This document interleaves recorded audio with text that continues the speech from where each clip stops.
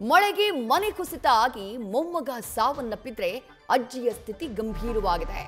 ಕಲಬುರಗಿಯಲ್ಲಾಗಿರುವಂತಹ ಘಟನೆ ಇದು. ಮಳೆಗೆ ತೇವಗೊಂಡಿದ್ದಂತಹ ಕಲ್ಲು ಮಣ್ಣಿನ ಹಳೆಯ ಮನೆ ಏಕಾಏಕಿ ಕುಸಿದು ಬಿಟ್ಟಿದೆ. ಕಲಬುರಗಿ ಜಿಲ್ಲೆಯ ಗುಡೂರ ಎಸ್ಎ ಗ್ರಾಮದಲ್ಲಿ ಇಂಥದ್ದೊಂದು ದುರ್ಘಟನೆ ಸಂಭವಿಸಿಬಿಟ್ಟಿದೆ. 10 ವರ್ಷದ ಬಾಲಕ ಚಂದ್ರು ಹವಾಲ್ದಾರ್ ಸ್ಥಳದಲ್ಲೇ ಸಾವನ್ನಪ್ಪಿದ್ದಾನೆ. 60 ವರ್ಷದ ಅಜ್ಜಿ ಭಾಗಮ್ಮ ಅವರ ಸ್ಥಿತಿ ಗಂಭೀರವಾಗಿದೆ.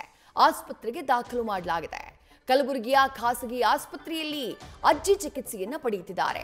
ಮನೆಯವರೆಲ್ಲರೂ ಹೊಲಕ್ಕೆ ಹೋಗಿದ್ದಂತಹ ಸಂದರ್ಭದಲ್ಲಿ ಹಳೆಯ ಮನೆ ಏಕಾಏಕಿ ಕುಸಿದು ಬಿಟ್ಟಿದೆ. ಕಲಬುರಗಿಯ ಜೇವರ್ಗಿ ಪೊಲೀಸ್ ಠಾಣಾ ವ್ಯಾಪ್ತಿಯಲ್ಲಾಗಿರುವಂತಹ ಘಟನೆ ಇದು. ಪ್ರಾಣವನ್ನ ಕಳ್ಕೊಂಡಂತಹ ಮೊಮ್ಮಗನ ಫೋಟೋ ನೋಡ್ತಾ ಇದ್ದೀರಿ. 10 ವರ್ಷದ ಬಾಲಕ ಚಂದ್ರು ಹವಾಲ್ದಾರ್ ಸಾವನ್ನಪ್ಪಿದಾತ. ಮಳೆ ಬಂದಿದೆ.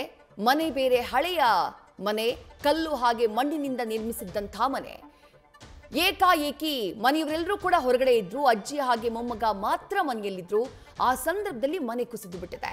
ಅದರ ಪರಿಣಾಮ ಮನೆಯ ಒಳಗಿದ್ದಂತಹ ಮೊಮ್ಮಗ ಪ್ರಾಣವನ್ನ ಕಳ್ಕೊಂಡ್ರೆ ಅಜ್ಜಿ ಗಂಭೀರವಾಗಿ ಗಾಯಗೊಂಡು ಸದ್ಯ ಆಸ್ಪತ್ರೆಗೆ ದಾಖಲಾಗಿದ್ದಾರೆ.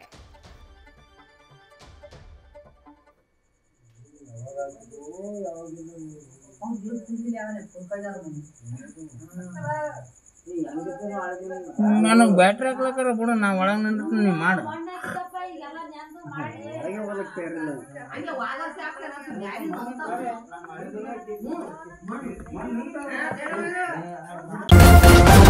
ನ್ಯೂಸ್ ಫಸ್ಟ್ ನಿರ್ಭೀತಿಯಿಂದ ನಿಮ್ಮ ಪರವಾಗಿ.